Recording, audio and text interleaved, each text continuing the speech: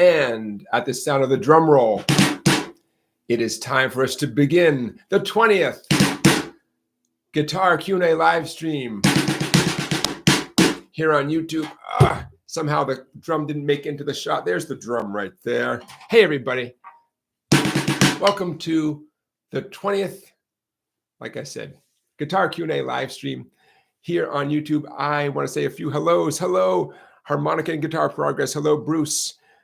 Hey, Bruce, I also want to say hello to Byron. Hey, Byron. Byron is 8 years old. Thank you for watching, Byron. Hello to Beginner Guitar Lessons, our moderator. Hello to John.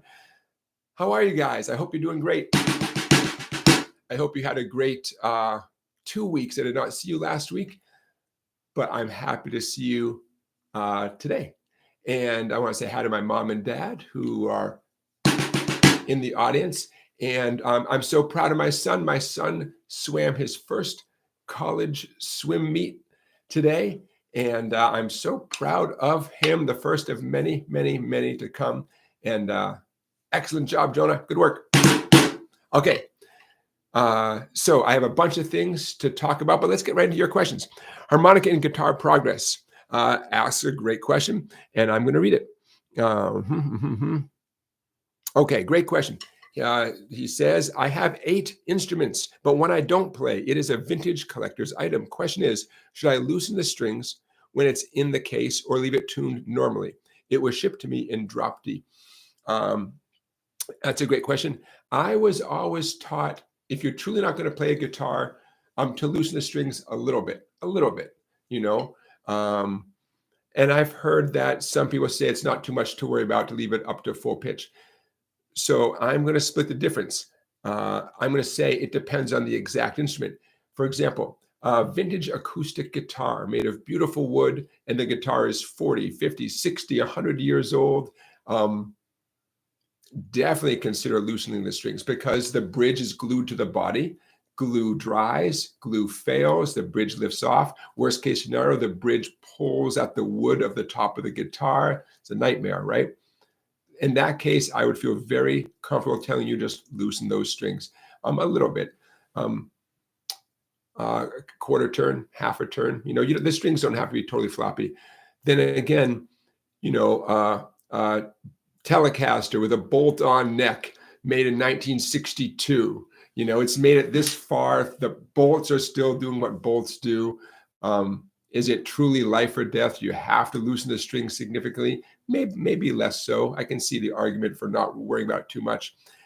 Nevertheless, I would say it's still not a bad idea to loosen the strings a little bit. Now, to me, the best case scenario, though, is to actually play it once in a while because, you know, let the guitar vibrate a little bit. So that's my 2 cents.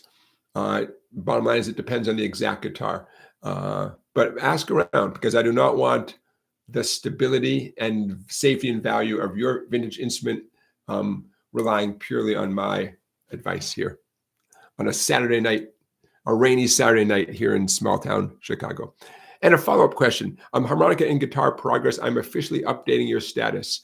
For the first time, I'm going to change your name to your initials, HGP. So you are the first viewer to achieve that status. I'm just going to say HGP. So HGP has a follow-up question. Yeah, is buying books financially wise with all the info on their web? I went to a bookstore today and saw nice but expensive books. Yeah, I say yes, but without a doubt, much of what you'll find in a printed book is available somewhere on the internet. I love having it all in one package that I can take with me anywhere. I love that. I love getting someone's perspective in print, and I can read over their commentary, and I can, you know, so I'm just a book guy. I'm older than the internet, so that's, you know, that's where I'm coming from. But, you know, choose wisely. Over the years, I've found certain authors that I really like their point of view. I like what they have to say. And so, I mean, I want to get that book just because I recognize the author's name. But yeah, I mean, there's so much great information out there. So my advice is when you see a book that really is right in your sweet spot, just grab that book. $20, $30 for a book. I mean, it's a lot of money, but compared to one guitar lesson, no, that's nothing. That's half of a guitar lesson from an experienced teacher. So yeah, don't rule out your public library for guitar books. I mean, it's possible. On one of your weekly trips to the public library, just head on over to the guitar section, and you might surprise yourself. Or use bookstores. I can't tell you how many books I found for under $10, sometimes under $5. Then again, the internet, beautiful, right? You want to do, acoustic blues guitar, Delta blues guitar. You want to do Irish, flat picking accompaniment, Irish guitar in dad-gad tuning. Just hop on the internet and all that stuff is right there. So a little bit of both. When one doesn't satisfy what you need, then you turn to the other one, right? Because all books have been written about all this stuff. Those books are out there. Yeah. Yep. Kristen from Denmark, you are still there. I'm glad. Hey, Paul in Ireland. Paul in Ireland, welcome. I'm going to say a few hellos. Michael, thank you for being here. Stephen Mannion. Hey, Stephen, welcome. Glad to have you guys here. Bruce has a question, and I'm going to read it slowly here. Oh, I love it. Yeah, Bruce, I do. I was just doing it. I have a feeling I'm going to be tapping on the drum since it's right in front of me. I'm going to be doing that a lot today. I do have an exercise for you, and I was just doing it with a student yesterday, and it's not a wildly creative, bizarre exercise. It's a very rudimentary exercise, but it's a great exercise. I'm going to move my snare drum over, get it out of the camera shot, and grab the guitar. So everybody, here's the exercise. Some of you might recall, I did this not so long ago. I'm pretty sure we did this before. What I'm going to do is I'm going to use an E major chord. I'm going to play it, this exercise, this accuracy exercise. I'm going to play it, and then we'll talk about it.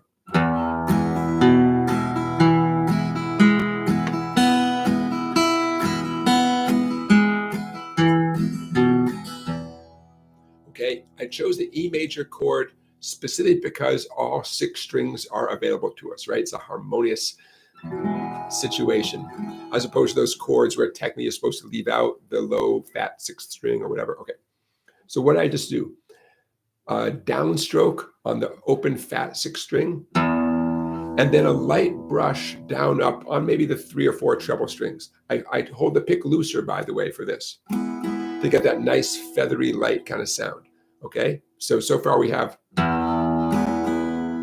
I'm going to repeat that exact thing, but I'm going to change the first string that I pluck. I'm going to move it over to the 5th string, and the 4th string, 3rd, 2nd, 1st. You work your way back down, 2nd.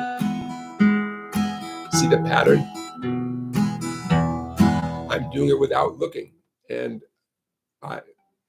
dang, that's pretty cool, right?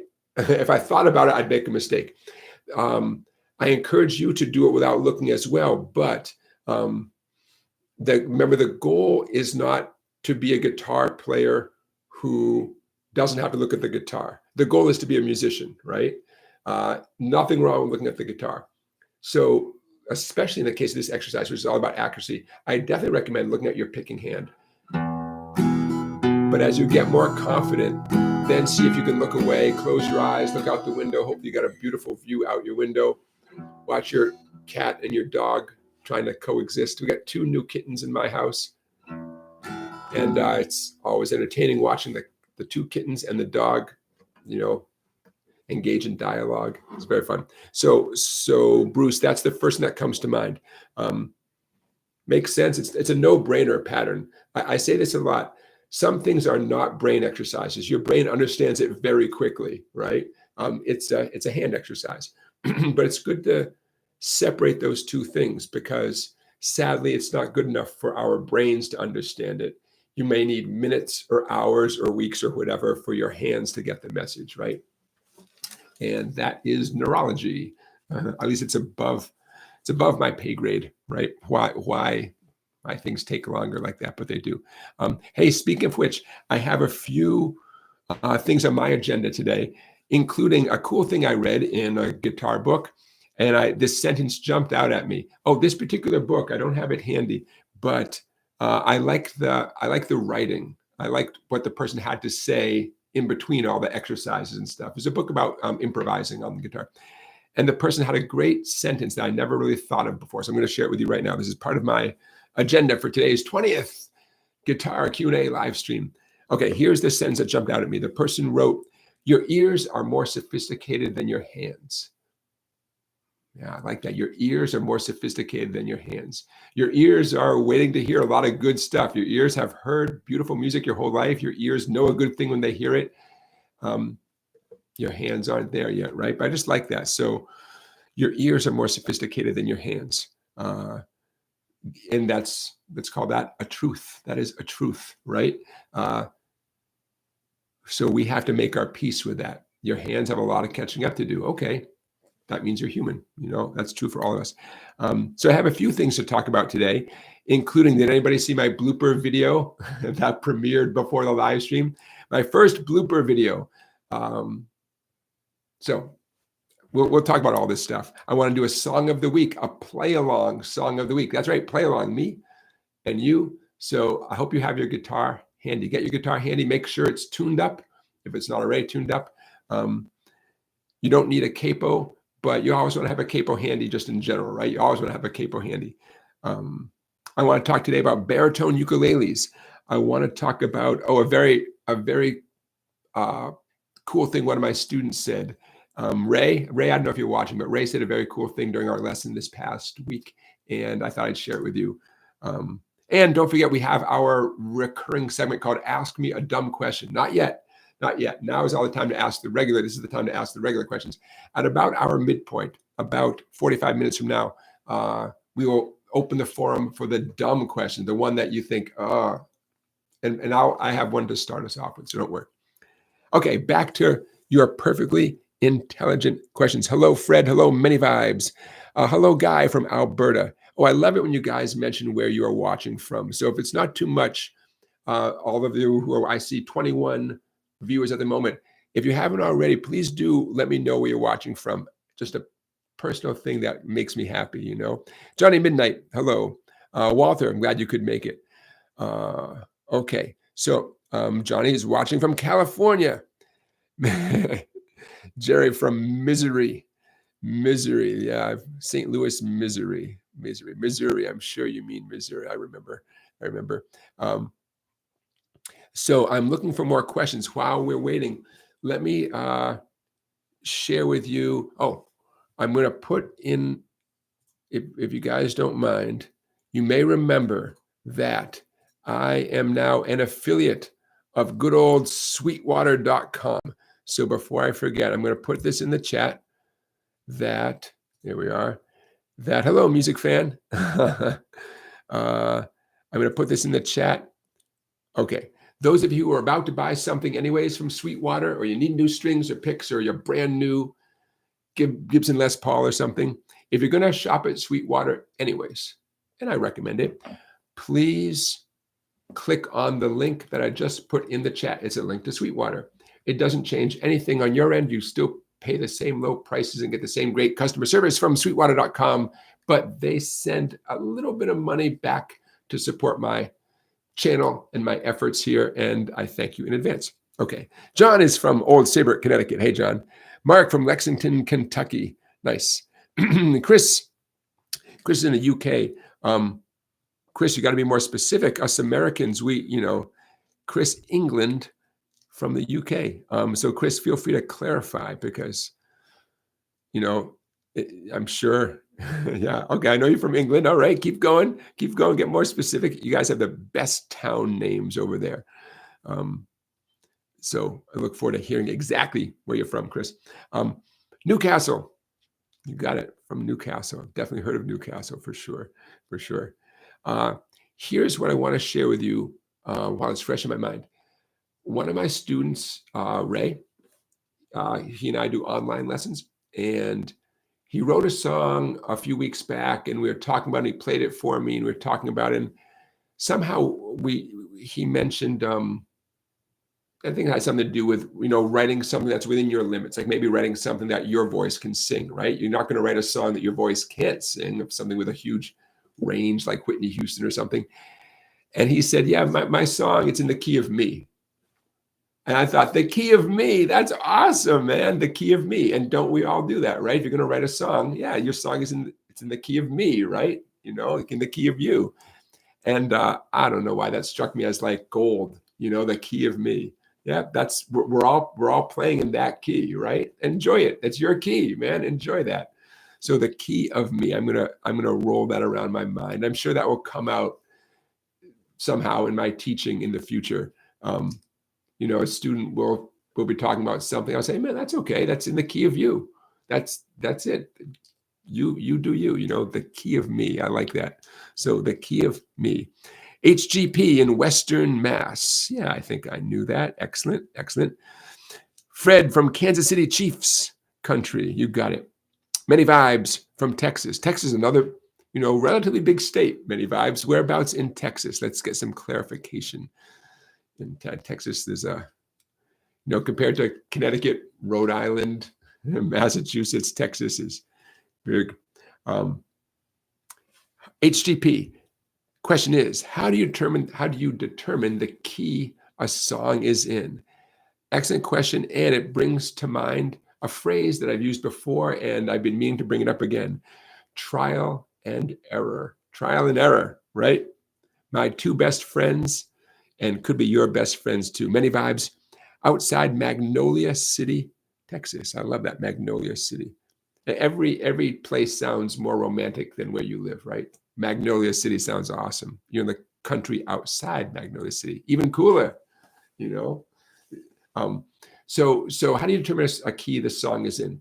I'm going to assume this scenario here is it's your favorite song. You've got it on your phone. You've got it on your record player, wherever, and you're working from that scenario. Because if you have the printed page in front of you, I'm not talking about ultimateguitar.com. I'm talking about, the book, the $30 book, where it has printed music and you have the key signature, you have a bunch of chord names, then that's a different scenario. Then I'll give you a clue though, in any scenario, okay? Any scenario.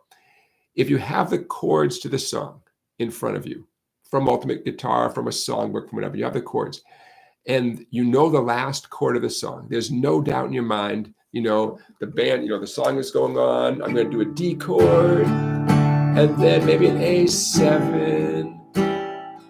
And then the song ends on D.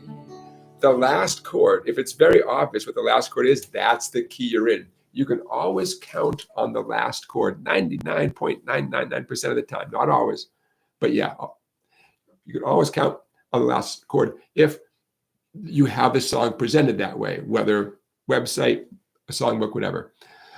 Sometimes it's not always clear. What if the song fades out, right? And yeah, okay. But now let's get into the nitty-gritty. If you're just working from the recording and you listen to the song over and over, you love the song, it's your favorite song, you want to find out what key it's in, either out of pure curiosity, maybe you want to solo on top of the song, you need to know what scale to use to solo. Okay, so back to our friends, trial and error. You may have socialized with trial and error. You may have engaged with trial and error for the vast majority of your life. Trial and error, that's, yeah. So what do I mean by that? What you're looking for, you're looking for anything, just getting a handhold, so to speak, on the song, anything. Can you find one chord that you feel really confident shows up at a certain moment? Any kind of handhold in the song, right? Like you're climbing a sheer cliff. That's huge. And pat yourself on the back. If you can identify one chord by ear and you have no doubt in your mind that is the appropriate chord that fits the song, that's huge. You might be frustrated by everything else, but you've got something. Okay. What you're looking for, and it may or may not be that chord, is what they call the tonal center, TONALCENTER, the tonal center of the song. And this is where trial and error comes in. I've been known to just take my fat 6th string and look for the tonal center up and down that string. And sometimes I get lucky. I put my finger on it, and either by luck or something almost like luck, I guess it pretty much instantly. It's possible. Or sometimes I'm like every other human being, where I just up and down, I just can make you crazy. Sometimes it takes way longer than it should to find that tonal center. By the way, you have a 1 in 12 chance of guessing where the tonal center is. Is someone in the chat, someone tells me, where's that number 12? What do you mean I have a 1 in 12 chance? It's a pretty random thing. 1 in 12 chance. Someone in the chat, educate us. Why do you have a 1 in 12 chance, not a 1 in 13, a 1 in 15? Why do you have a 1 in 12 chance of guessing where the tonal center is? Searching for that note can make you crazy. It gets easier over time in general. It's easier for folky, 3-chord, bluegrass, folk song, simple country tunes than it is for a Steely Dan tune. I use Steely Dan to represent, in my mind, pretty darn sophisticated pop music, right? It's not jazz exactly, but isn't it though? It's really close. Okay. Your chances of finding the tonal center is easier with easier songs. Now, this is where it gets tricky. You're just trusting your ear, trial and error up and down. You're trusting your ear. Now, what are you listening for? You're listening for the sound on the fat string that more often than not seems to just mesh or jibe or whatever word you want to use with the song. Can I be more specific than that? Not really. You know it when you get it, and you have a 1 in 12 chance. Don't rule out the open E string, right? Don't rule that out, you know. You'll know it when you get it, but you might not know you know it because you can still doubt yourself. If you're a person who doubts yourself, that you're making it even tougher for yourself. If you're the person if you're overconfident, your odds might be better. You're looking for that one note, okay? That more often than not just seems to engage with the song. I'm looking for new verbs here. You find that note, you triple check it, you quadruple check it. Doesn't mean it's always going to sound good with every chord during the song, but more often than not, your gut is going to tell you, yeah, but the song keeps coming back to that note. That's the key you're in, you know. Then you got to name that note. How are you guys with naming the notes on the fat E string? If nothing else, that's the string you just want to pure memorization. Memorize the names of the notes on the E string, fat E string. Start with the alphabet letters. Don't worry about the sharps and flats at first. Start with the alphabet letters. E is 0, right? E is 0. E is also 12. Most of us have double dots at 12. Some of you guys might have some kind of cool design right there, something cooler than double dots. Okay, E, 0 and 12. How about G3? When you play a G chord, you're squeezing the fat string. Yeah. Okay. So A5, B7, C8. You want these things to just roll off your tongue. Starting now for the rest of your life, the letter C and the number 8. Just associate those two things. C8, C8, B7, B7, D10. Okay. I'm scrolling here. Who? HGP. This is why. Yes, you guys got it. Max. Hello, Max. You guys got it. No, what was the question? Oh yeah, why do you have a 1 in 12 chance of guessing the tonal center correctly? Just guessing. It's because there's only 12 notes, right? There's only 12 notes in music. There are, to be more specific, there are only 12 names of notes. You guys know this, right? 7 of them have names like A, B, C, D, E, F, G. Those are 7 of them, A, B, C, D, E, F, G. And the remaining 5 are those pesky, sharp, flat notes, the black keys on the piano. Each of those 5 other notes, the black keys on the piano, each has 2 names. A sharp and B flat, same thing. C sharp and D flat, same thing. For the record, Your Honor, I'm holding up my fingers. I know some of you will watch this as a podcast when I get around to converting it to a podcast. D sharp, E flat, same thing. F sharp, G flat, same thing. G sharp, A flat, same thing. Yeah. So 1 in 12 chance of just guessing right. Jerry asked a great question. How many different keys can you play a song in? Technically 12 keys. In fact, if you guys were music students going to like a conservatory or Berklee College of Music or something like that, it's likely that your teacher in one of your classes would say, your homework this weekend is to take this song and come back on Monday and be able to play the song in all 12 keys. And it would not be a 2-chord song like Jambalaya, you know. I imagine if I'd gone to music school, I imagine it would be a standard jazz tune that might have a dozen chords in it. And you would be expected to play that song in all 12 keys, because either you understand the song or you don't understand the song, I digress. So Jerry, yeah, a song, there's 12 keys in music. So there's something extremely rewarding about being able to play a song in the original key. That's the way the world has heard it. You play it in that key, you are continuing what the world expects. And there's something to be proud of. If you can sing a song in the original key, very cool. Because of our friend, the capo, us guitar players can change keys instantly, right? As long as it takes you to reach out, grab your capo. You have your capo handy, right?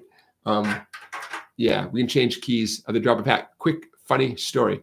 I played in an Irish group, a group of people doing Irish music for one St. Patrick's Day. It actually was a Chicago police officer had got a gig at this Irish bar, and he hired a bunch of us to be his backing band. And so we rehearsed for a few weeks to get ready for the St. Patrick's Day gig. And so we're all telling stories. The bass player told a story I'll never forget. The bass player told a story about playing with two brothers doing, I think, Irish tunes. And the two brothers knew a very limited amount of chords. And these Irish folk songs the two brothers would play really only used a handful of chords, let's say 5 or 6 different chords. They would very often stay in the same key. Every song would be in the same key, except for one thing. They would shift where the capo is. So technically it wasn't in the same key, but they'd be playing C, F, and G, say C, F, and G, C, F, and G. Every song was C, F, and G, but they'd move the capo. So they just say to the bass player, okay, up 4. We're going to play a song up 4, meaning it's still C, F, and G, but put the we're capering up at the 4th fret.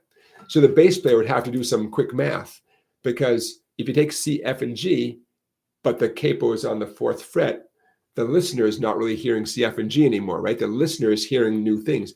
Your fretting hand might think it's playing C, F, and G because of those familiar chord grips, right?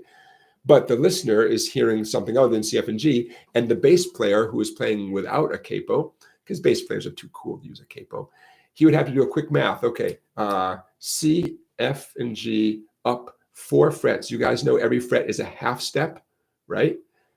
So to be up 4 frets is the equivalent of being up 4 half steps. 4 half steps is equal to 2 whole steps. So C up 2 whole steps. Ooh, let's put it in the chat. C, F, and G transposed up 2 whole steps. 2 whole steps. Okay, C, F, and G up 2. What are the 3 chords that the bass player now has to be prepared to play along with? It's not C, F, and G. What is the right answer? C, F, and G up 2 whole steps. What are the 3 new chords? It's not C, F, and G. It is, all right, who knows? You guys know this. You can do this. Transposing. It's a beautiful thing. It's the price we pay for using a capo. The beautiful thing is a capo solves so many of our problems. So, especially for those of us who sing in the key of me. Yeah, right. A capo often can solve that problem. We can't sing as high as Simon and Garfunkel, but thanks to the capo, we can learn how to play the song like Paul Simon. But then thanks to the capo, we can change the key. The price we pay for using the capo is when someone else asks, what key are we in? What chords are you playing? Someone in the room has to do this math, Okay, who knows? I'm looking for letters of the alphabet. Instead of C, F, and G, blank, blank, and blank. What are the 3 chords the bass player now has to do? Someone knows this answer. Okay, while you are processing that, my gosh, we're half an hour into our show. Now's a good time to hydrate. And today, vitamin water, where the theme of today is energy. Tropical citrus. Oh, is this the one with caffeine? I did not. Dang it. Oh boy. Sweetie, 60 milligrams of caffeine. In what world is that a good choice? Okay. I have the decency to, I'm going to briefly mute the volume, friends, because reasons.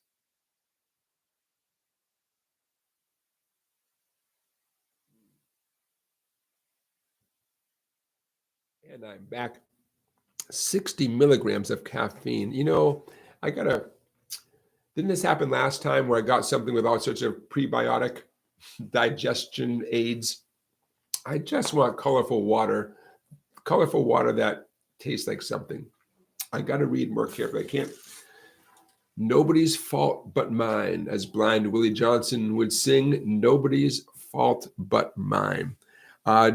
John, you're correct that C, F, and G are a 1-4-5. Okay, you guys, I can't wait any longer. C, F, and G played with the capo on at the 4th fret. C, comma, F, comma, G, capoed at 4.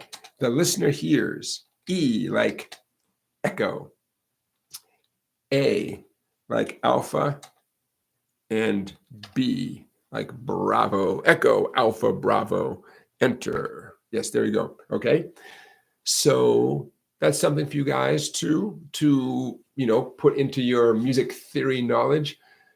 When you capo up a song, it's extremely helpful to be able to communicate to the bass player, to the piano player, to anybody, what the new chords sound like.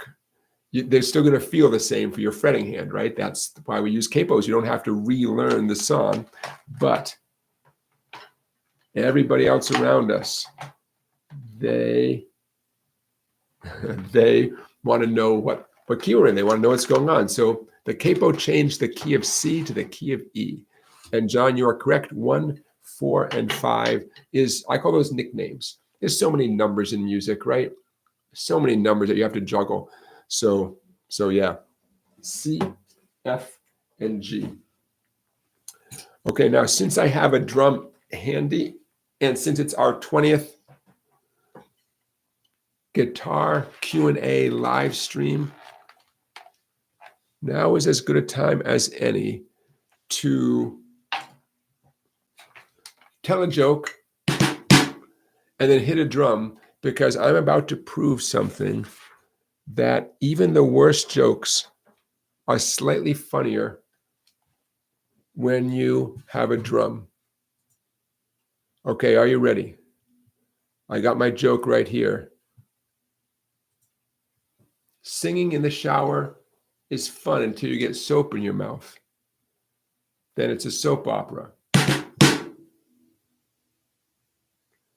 A skeleton walks into a bar and says to the bartender, "I'll take a beer and a mop." A little bit funnier. A beer and a mop. Get it? A beer. I love that joke. A beer and a mop. Okay, there you go. I told you the 20th live stream would be special, and did I disappoint? Well, it gets more special, because some of you might really, I know you're not saying anything, but I know that you are admiring this orange shirt that I'm wearing. And way back when, I threatened I would wear this orange shirt again. And there's a reason why I'm wearing this orange shirt. And there's a reason why I almost never wear it. That goes without saying. Why am I wearing this orange shirt on this special occasion? My friends, my greatest hit video features me wearing this orange shirt. Now, this is back 2012, I filmed it. 2013, I posted it on YouTube. And it has become my greatest hit with millions and millions of videos. That's right, my friends. We're talking about the DCG trick, That's right. So there's a lot of reasons why I don't wear this shirt in public. But for you guys, for our 20th episode, why not? So yes, I'm wearing the DCG Trick shirt. Quick history. My wife and I filmed about 12 or 13 videos for public access TV with the understanding that nobody watches public access TV. And we were basically right. But it was a nice thing to do. And we thought it would generate a little business for our music shop. And later, when I posted those same 13 videos on YouTube, they made me famous, so to speak, especially the DCG trick. So had I known, I would not have worn this shirt. And yet here it is. So there we go. For the 20th. Hey, you guys, I'm also forgetting something else. Bear with me for a second. I had every intention of giving you guys 20% off my electronic and hard copy books. And so if you bear with me, I am creating a coupon. And the coupon, here we go. And the coupon is going to be for 20% off, because for the 20th live stream, okay, the 20% off, okay, and bear with me, you guys, and let's see, we'll make this expire, what's today? Today is October. How about we'll make this expire Sunday at midnight, okay, Sunday at midnight, and your coupon code, thank you for bearing with me, you guys. Your coupon code is going to be live20, live20. Okay, now don't worry, I'll tell you how to do all this stuff in a second. Okay, live20, oops, 1020, okay, update. Okay, thank you, everybody. So here's where I'll put this in the chat. Through Sunday night, head on over to my website. Okay, just put my website in the chat. The coupon code is live20. I put that in the chat. And that gets you 20% off such titles as the DCG Trick, the Strum Pattern Bible, the Christmas Songbook, which I love so much. I love all my books. The Guitar Week 1, the Guitar Month 1, the Guitar Year 1, and my Hal Leonard book called Easy Guitar, Chord and Lead Tricks. That's the one that's actually a paper hard copy book. All the other ones I said, remember, those are electronic books that will be emailed to you immediately. The link to get the PDF will be emailed you to immediately after purchase. The Hal Leonard hard copy book, I will ship out to you Monday morning. So anyways, thank you for being here, you guys. And this is my way of saying thank you. 20% off all that stuff, not just tonight, not just tomorrow, Sunday, but through Sunday midnight. Okay, it's all there waiting for you. Okay, so I'm very excited about your questions, and I hope I am asking you. I hope I'm looking. Okay, Stephen Mannion asks a great question. I play a 3-finger G chord, he says. Should I convert to a 4? No, but I'm so glad you bring it up. That 4-finger G, I've never seen any other name for it, any special name for it. So I literally call it a 4-finger G. And for those of you who may be listening and not watching, those of you who are driving a truck, maybe, I have my pinky, 1st skinny string, 3rd fret, ring finger, 2nd skinny string, 3rd fret, index finger, 5th string, 2nd fret, and middle finger way over 6th string, 6th fret, 6th string, 3rd fret. Don't forget, 6th string is the biggest string, right? Biggest number, biggest string, 6th string. Okay, the 4-finger G. Could use a tune-up. What is the significance of this chord? Couple things. First of all, it shows up in some Beatles songs. The Beatles like that 4-finger G. Off the top of my head, I think You've Got to Hide Your Love Away. If you want to play it just like the Beatles, 4-finger G. And that's just one example that comes off the top of my head. A lot of bluegrass players I've heard like that 4-finger G because it gives kind of a chiming, kind of ringing sound of those 2 treble strings. I'm tuning up. It was not my intention to tune up on your dime. Okay. So yeah, 4-finger G. Hear those 2 skinny strings? Here we go here. Okay, that's the sound of the 4-finger G. Listen closely because in a minute I'm going to go to a 3-finger G. I'm definitely emphasizing the skinny strings so you can hear those especially. Okay, 3-finger G. Right, a little mellower, a little warmer, a little deeper because of the open 2nd string as opposed to the 3rd fret on the 2nd string. 4-finger G, 3-finger G. Okay, so Stephen learned both of them, and add both of them to your bag of tricks, and then ultimately you're going to decide for yourself. It depends if you're writing your own song, it's totally up to you. But if you're learning someone else's song specifically, they may, depending on the source, whether it's ultimateguitar.com or book or whatever, they may specify that it's the 4-finger G. Otherwise, yeah, it's up to you. You got it. Okay. Hey, Matthew from Edmonton, Canada. Hey, don't forget, you guys, if you have not already, please do mention in the chat where you are watching from, because I love hearing about it. That's all. Ron says that we've heard that chord referred to as the Noel Gallagher G, the 4-finger. Sure, why not? From Oasis. Wonderwall, from a guitar teacher point of view, Wonderwall is a very common song to teach as a guitar teacher.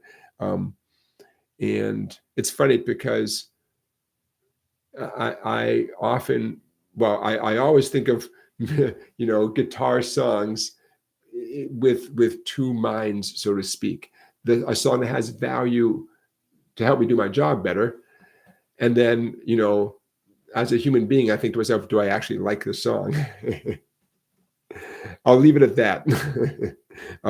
But I'm grateful for anyone who writes a song that turns out to be super famous and has some cool stuff that you got to learn anyway. So you might as well learn it in the context of that song, And Michael is identifying it as a G that they use in Hard Day's Night. Yeah, I'm pretty sure the Beatles use that in Hard Day's Night as well. Yes, Matthew, making a good point. If you're doing that 4-finger G, it makes it trickier to get to a conventional C chord. Oh yeah, 100% right. And Stephen, I'm going to add what Stephen said. Stephen mentioned the C add 9, which would be an alternative to regular C. It's extremely common that you'll see these 2 chords with each other as like a family. The 4-finger G and the C add 9, which can retain those 2 fingers on the 2 treble strings, ring and pinky on the 2 treble strings, same as the 4-finger G, but your middle and index fingers drop down 1 string each. So for the C add 9, for the record, we have middle finger, 5th string, 3rd fret, index finger, 4th string, 2nd fret, and then ring and pinky where they were before for the 4-finger G. Pinky on the skinny string, 1st string, 3rd fret, ring finger, 2nd string, 3rd fret. So a 4-finger G going to a C add 9. That thing I call the DCG trick, which I wish I could say it's made me rich. It helped me pay a lot of bills that I had to pay anyway. So it helped me pay a lot of bills, that DCG trick. Those 2 chords, that is the DCG trick. It's a conventional D chord, D as in dinosaur. A conventional D chord going to that C add 9, going to the G. There's so many songs that use that trio of chords. I mean, dozens and dozens of famous pop songs They don't use regular C and they don't use the 3-finger G. It's specifically that conventional D, C add 9, and 4-finger G. There's so many that use those chords in that order that I thought I'd make a video about that way back when for public access TV. And yeah, the rest is history. So, and biggest compliment is another guy. I won't say his name because it doesn't matter. But eventually, I saw like a copycat video, and it was called. Mine was called the DCG trick, and his was called. I mean, something so close. And but I think where he was coming from was lots of songs you can play with D, C, and G just in general. But the name was so close, like, I don't know, DCG. I think he, instead of using the word trick, used something else. I was like, really? Seriously, man? You know, can I have something in this world? But I believe, because I think I watched a minute of it, and it was not this thing I'm talking about. Not directly, not the C add 9 specifically, and the 4-finger G. So, but very flattering that a fellow YouTuber would essentially do. He didn't steal my idea. He not directly. He just made a video with a really similar title, and it's fine. It's fine. But Max from Boynton Beach, FLA, Boynton Beach, Florida. Joy, Stan from New Bern, North Carolina. Is that you, Stan? From New Bern, North Carolina. He says, thank you for what you do. I appreciate that, Stan. Thank you very much. I thank you guys for being here. I want to see, you're saying Tom Petty used that G chord. Yeah, I wouldn't be, I mean, I wouldn't be surprised at all. When I think of Tom Petty, I think of him as a songwriter. And songwriters, especially when you're doing pop music in general. You guys I've said this before, when I say pop music, I'm talking about music that becomes popular, music that is intended to reach a large audience. Doesn't mean it's not a value judgment. Tom Petty, in my mind, is pop music. Pop music includes rock music. Does that make sense the way I'm using it right now? Okay. So when someone is writing music for a wide audience, they're going to use a lot of the same ingredients as everyone else. They're going to use G, C, and D, and E minor, A minor. They're going to use power chords. They're going to use regular bar chords. They're going to use chords in similar, what I call families, C, A minor, F, and G. So it's inevitable that these guys are going to write songs. Men and women are going to write songs with a 4-finger G chord. If you're a guitar-based songwriter, not Elton John, not Billy Joel, but if you're a guitar-based songwriter, you can't escape these chords. And why would you want to? Because you know that G is just a little bit different than the 3-finger G, and that's going to inspire you. Maybe like in my case, it would make me think a little bit about You've Got to Hide Your Love Away. That 4-finger G. And so maybe the song I write that day would not be an imitation of that, but it might be inspired by that Beatles song, So yeah, so I'm sure Tom Petty used that, especially if he's strumming on an acoustic guitar. So if you listen to, say, acoustic, I don't know if there's such a thing as, I'm sure there's not, like a Tom Petty, instead of a greatest hits, like all his acoustic-based songs, on one album, if that existed, that you could more easily identify, like, oh wow, I hear, like on that acoustic song, I hear that 4-finger G, but on this other song, I don't hear it. I think there's a G chord, but I don't hear it. So yeah, subtle things. I think songwriters, I think they can do a lot with small creative ideas, I remember hearing an interesting quote from Jacob Dylan, Bob Dylan's son, Jacob Dylan from the Wallflowers, right? The founder of the Wallflowers. And he said something about getting a new guitar, new to him. and just being so inspired and wanting to see what songs are inside that guitar. And I get that. I get that. You know, someone a few live streams ago, one of y'all said something like, you know, any advice for writing songs on acoustic versus electric, or do you write differently on acoustic versus electric? And we talked about this a little bit, that certain guitars are good at making certain sounds. And I think you can go as deep into that as you want. You know, there might be a certain guitar that you get, maybe you borrow it from a buddy, or you get it however you get it. And you go to write a song with that guitar and certain things just sound good. And no matter what ideas you might have had, the guitar might have its own ideas. And ideally, yeah, you work together to make beautiful, beautiful music. Okay. Some of you, in case you missed it, I did post, I'm gonna put the link in the chat here. I did post a video earlier today that cracked me up, and I want to tell you a little bit about it. I'm going to put it in the chat. Okay, so here's the story, my friends. Many years ago, I was making a video. Okay, there it is in the chat. I was making a video, and this is early days when I thought I'd make some, like, I call them guerrilla videos, guerrilla, G-U-E-R, that guerrilla. You know, I just take my phone and bang out a quick video, and, like, you know, and so I started doing that. And I was in my little lesson studio, and outside the lesson studio, as I started the video, a kid started playing the piano. You know, he didn't know. He was waiting for his lesson or whatever. This was a time when we had multiple teachers who would essentially share the space with me, and you know, they would get paid for each lesson they taught, but a little of the money went back to cover the overhead. Okay. So you'll see in the video, I start talking, and then I hear this sound, you know, off camera, and I get this look on my face because I was so mad. And I was so mad, you know, because it, you know, messed up my precious video. And so I got this look on my face. Okay.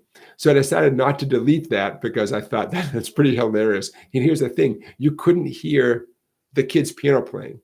It just looks like some guitar YouTube guy suddenly gets this weird look in his face and stops the video, you know? And I thought someday I should do something with that. So in honor of our 20th live stream here, I added a sound to that video, and the link to that video I just posted in the live stream here. If you click on that and watch that video, it's only 30 seconds long. I don't know how it affects your participation in the live stream. Presumably you can come back and join the live stream, but knock yourself out, go watch that video. It's only 30 seconds. I thought it was hilarious.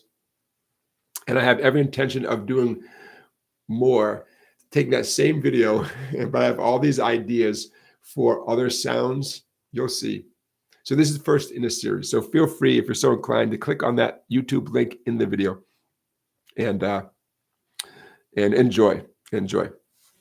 If it makes you laugh and brightens your day or your night just a little bit, then I've done what I wanted to do. Okay, I am back at the chat. Jerry Stillwell, do you know of any Beatles song with a two-fingered G? A two-fingered G? I don't. Three-fingered G, four-fingered G. So no, I'm not aware of such a thing as a two-fingered G. I know mathematically, anatomically, you could come up with it, but the way my mind works, especially if you're talking about what they call the cowboy chords down here, the first few frets, three-finger G and four-finger G. That's where Matthew says, I discovered you on public access TV. Is that right? For those of you maybe outside the U.S. or even those of you inside the U.S., you know what I mean when I say public access TV? This is, I hope it's not a U.S. phenomenon. It's a channel that nobody watches because all the boring stuff. Yeah, I'm not sure if the FCC mandates that TV stations like make this available. Maybe so, because I don't know why they do it otherwise, you know. But it's the channel where you have a lot of, local government things. You have maybe the local football game, the high school football game is on public access TV. And then goofballs like me do a show, and the show can be about anything that isn't offensive, So my show is on essentially beginner guitar, but people do shows on, crafts, gardening, whatever, and I'm sure there's tons of great shows. So anyway, so that's why I made my first videos, and then ultimately I just uploaded those videos to YouTube because I didn't know what to do afterwards. I figured I'd put them on YouTube, and the rest is history. And that's how we all know each other, right? That our community here stemmed from that. So I don't know if you folks outside the U.S. have the equivalent of public access TV. School meetings, that's right, Max, school meetings. Well, Walter says the PBS channel, not exactly though, because PBS is its own thing, right? Masterpiece Theater, right? Downton Abbey, all the cool, a lot of cool music stuff on PBS. So Matthew, I think it's great that you discovered me on public access TV. That was a few years ago, man. That was 2012, give or take. I think my show was Wednesday afternoons or something. I mean, we filmed a whole bunch of them, but then I think ultimately it was broadcast on Wednesday afternoons or something like that. I don't know. And I'm sure there's different rules, different towns. Yeah, it's another story. I'll tell that story. The rules. There's rules and then there's rules. Okay. Hey, now's a good time. Let's do the song of the week. I don't know why I haven't thought of this before. And I thought, why not today for our 20th? I can't believe we've done 20 of these things. And I know a few of you have been here for all 20, and many of you have been for most of the 20, which is mind-blowing. I can't believe it's been 20. Okay, my friends, here's what we're going to do. Grab your guitars. Please grab your guitars. Grab a pick. What we're about to do, I intend for us to do it with a pick. If you are averse to picks, yeah, you can do this with your fingers. We're going to do a play-along. That's right, a play-along. And I'm going to pull up some lyrics here. You know what I might do? Hold on, I got the whole computer. I have the whole internet in front of me. I'm going to pull up some lyrics. The song we're going to do is Helpless. Helpless by Neil Young with some help from Crosby, Stills, and Nash. Why are we going to do a play along with Helpless? I will tell you. In fact, I'll hold this up to the screen. Helpless. And it's okay if you've never heard the song before. You're about to hear a great song. If you already know how to play this song, even better. Even better. Okay, song of the week. I think we should do this every week, at least one song. Okay. Helpless. I'm going to hold this up nice and big. Here's Helpless. Helpless is 2 beats of a D chord. D is in Delta. 2 beats of an A chord. A is in Alpha. And 4 beats of a G chord. Don't worry, I'm gonna walk you through this. If you got a pen and pencil handy, just write that down. Write D, D, A, G, G, G, G. Okay, 2 Ds, 2 A's, 4 G's. Okay, and don't worry, I'll put this in the description when I timestamp this video. So we're just going to play Helpless, okay? And bear with me. I'm just pulling up lyrics here. I know the lyrics by heart until I don't, right? And you guys deserve better than just me taking a good guess at how my memory is going to work today. Okay, so we're going to play Helpless, you and me. This is a worldwide version of Helpless. And I figure if we do this every live stream, right, just take one song, easy peasy, one song, an easy song, then you're going to end up with a nice repertoire. When someone says, what do you know how to play? You'll be like, well, and you'll have 3, 4, 5, 6 songs. So quick run through. Again, D for 2 beats, A for 2 beats, G for 4 beats. If this is really easy for some of you, think, oh my gosh, I can play a song in my sleep. Great. Maybe you could play D, A, and G up the neck, right? Maybe you could solo on top of our playing here using a D major pentatonic scale. Well, I'll show you that real quick, okay? Ready for the D major pentatonic? I'll show you an easy way to play it. And then we'll do the song. Okay, countdown 60 seconds until we play the song. For those of you who want to do a little soloing on top of this song, Okay, ready? I'm going to start in the fat string. Fat string, 7-10. Fifth string, 7-9. Fourth string, 7-9. Third string, 7-9. Second string back to 7-10. First skinny string, 7-10. So 7-10, 7-9, 7-9, 7-9, 7-10, 7-10. There's your D major pentatonic scale. For those of you who have never done this before, I bet there's one of you who has never done this, like played an actual song and someone's singing, you're playing along. Today's the day. Woohoo. Okay. Hey, feel free to pull up the lyrics yourself, right? All right, let's just do it. I'll get started with the D's, A's, and G's, and then we'll get to the lyrics. 2, 3, 4.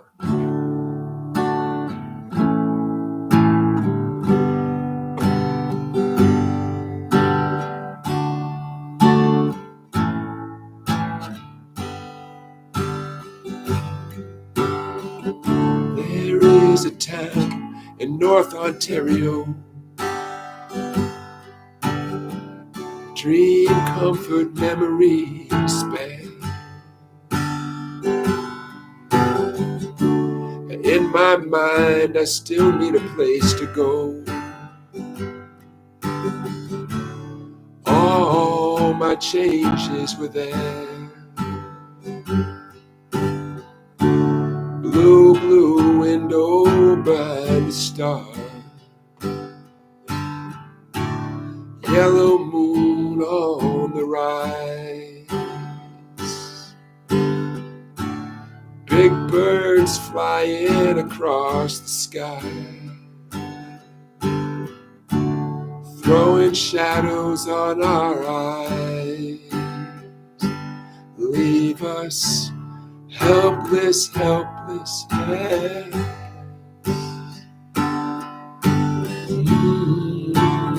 Can you hear me now? The chains are long and tied across the door. Baby, sing with me somehow.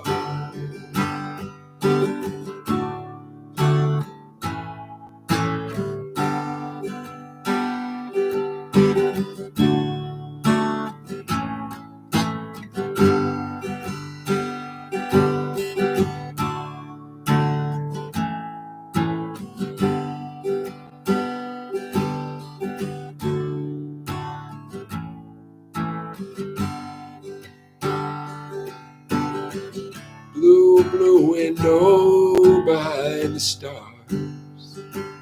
A yellow moon on the rise. Big birds flying across the sky.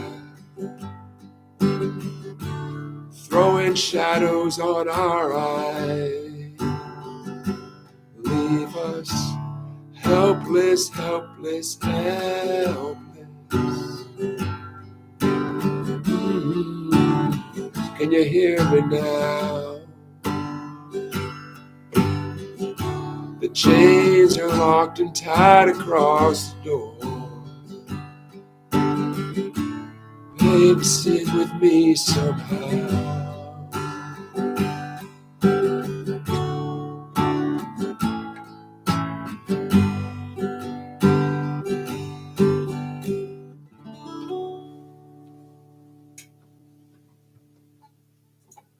All right, how do we do? How do we do, everybody? We did it, right? Awesome. We did it. 35 people, 36 people. Nice, man. Nice. So that's a kind of song that is very clear. I hesitate to say anything is easy. That's a tricky word. Some songs are very clear. That's a very clear song. If you can play it, great. If that was not easy for you to do, well, at least your task is clear, right? You got to be able to play D, A, and G and switch smoothly between them. Okay, very clear. You know, some songs are clear that way. So I hope at least a few of you played along, soloed on top of it. You notice I left a space in the middle there. I hope you guys were like soloing a little bit with your D major pentatonic scale. And yeah, let's do that once a live stream. Maybe we'll wait to about a halfway point like this. And before long, you'll have a bunch of songs. And hey, CLS, great, welcome. CLS says, love the play along. Thank you. So yeah, then you have a repertoire, right? Campfire songs. You'd be surprised what you can do with a song that's as straightforward and clear as that. You can use it as a vehicle to play chords up and down the neck, to improvise with lead guitar. How about harmony? Anybody singing harmony out there? I hope some of you are singing harmony. Little Crosby, Stills, and Nash to go along with Neil Young, right? I hope someone was. So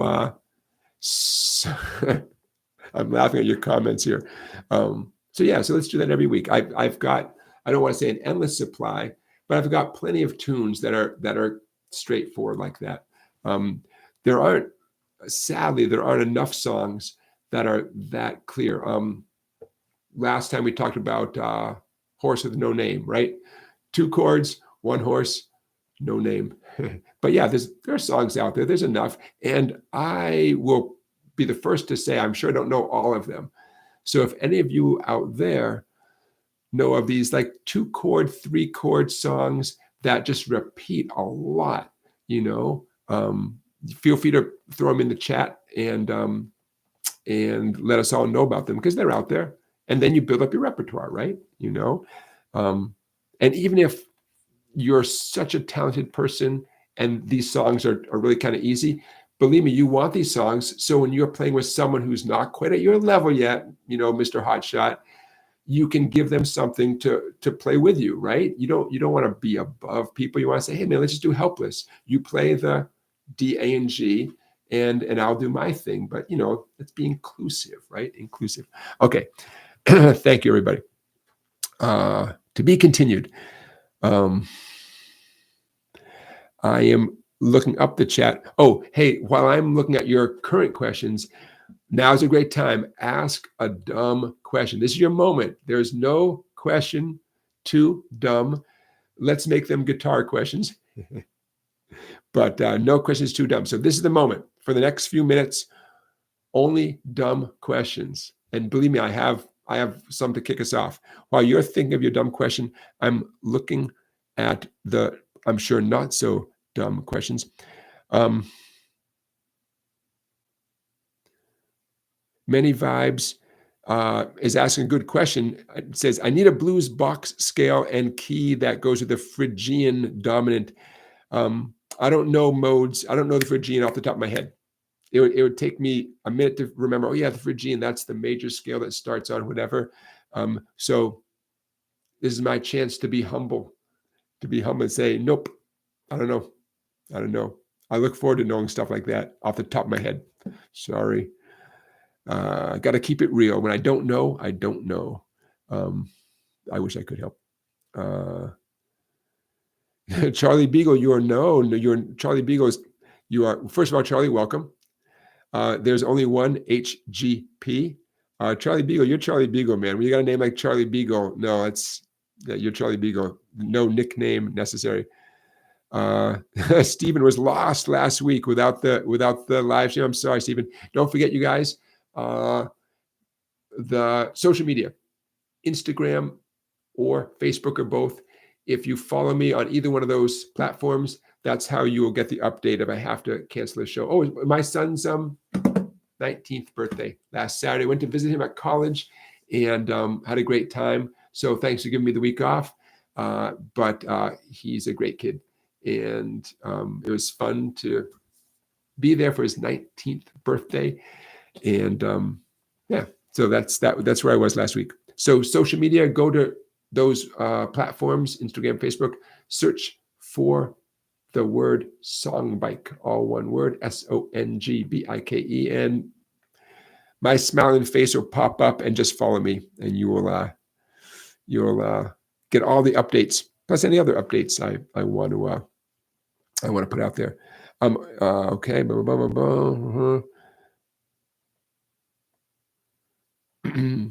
HGP says, John, I noticed in one video you let open strings ring a lot when changing chords. Yeah, it is common. Sometimes it's very often it's barely noticeable. Sometimes a teacher like me will slow down a song so much, maybe even to call attention to the fact that not only me, but the original guitar player on the recording may, strum open strings, maybe as an upstroke to keep the rhythm flowing as their fretting hand is changing to the next chord. So number one, it's common. Number two, if a teacher like me brought your attention to it, it was probably for instructional purposes.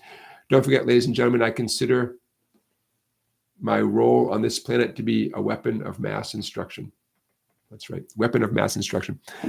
I just try to work that into conversation whenever I can. I think it's so clever. Walter, love the play along. Thanks, Walter. Hopefully many more to come.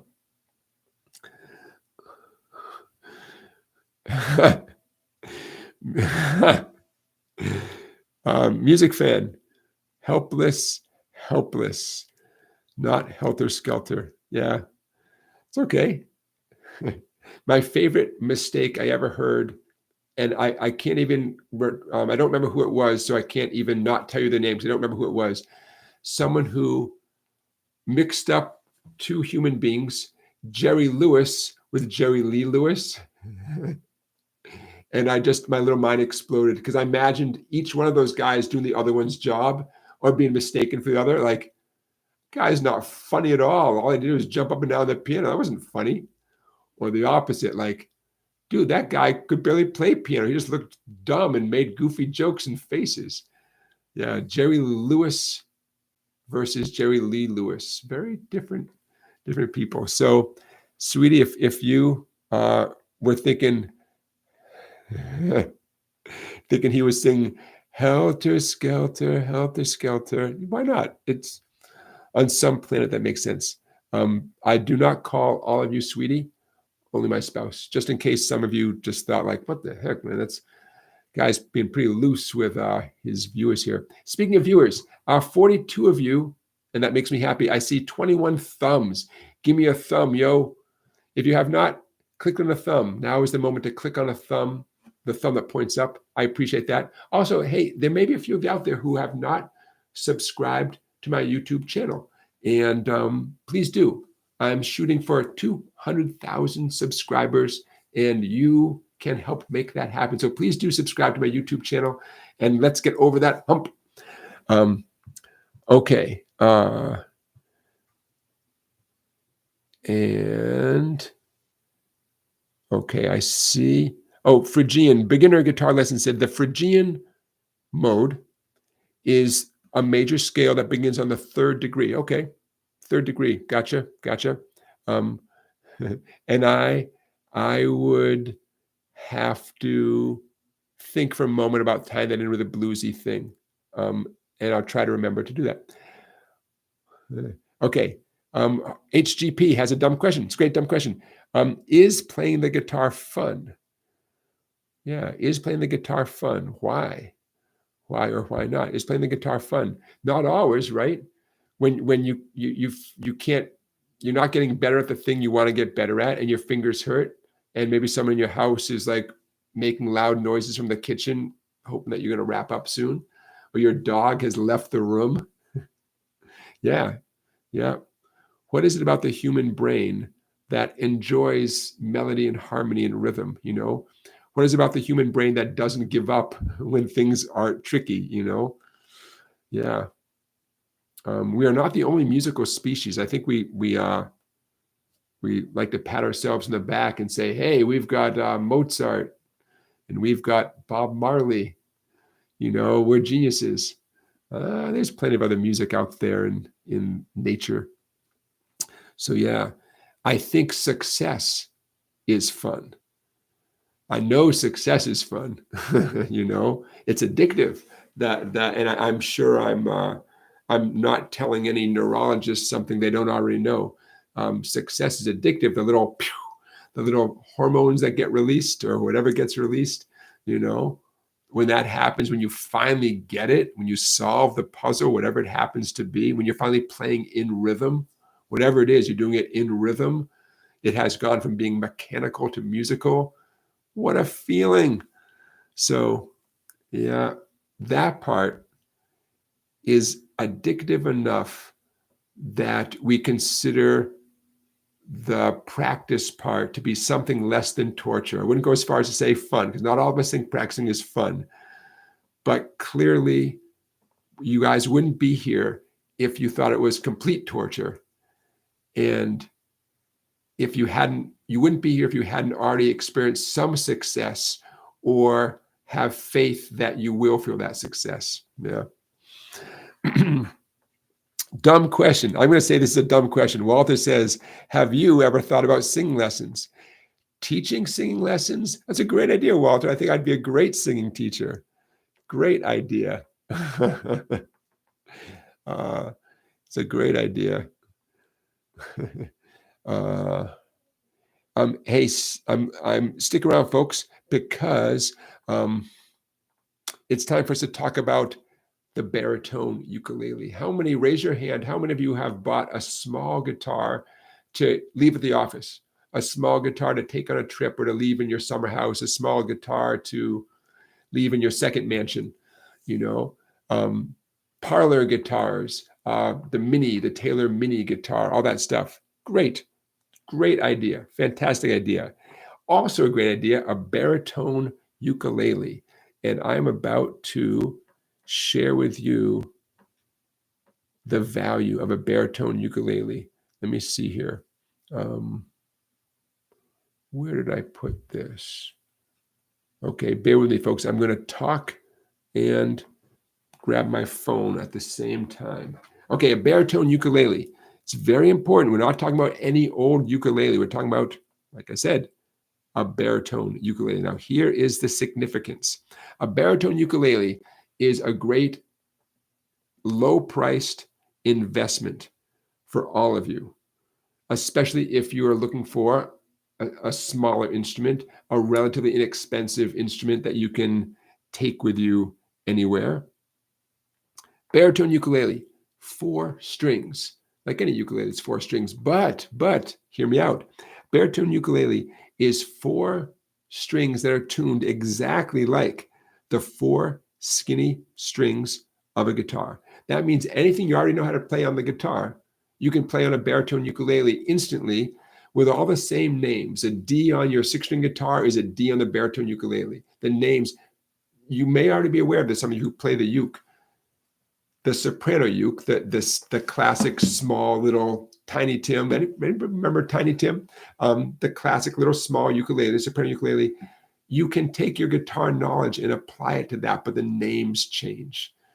So when you grab what feels like a D chord on the soprano ukulele, it sounds great. Officially, it's not called a D chord because the strings are tuned differently. Okay, don't worry about that. Let's get back to focusing on the baritone ukulele.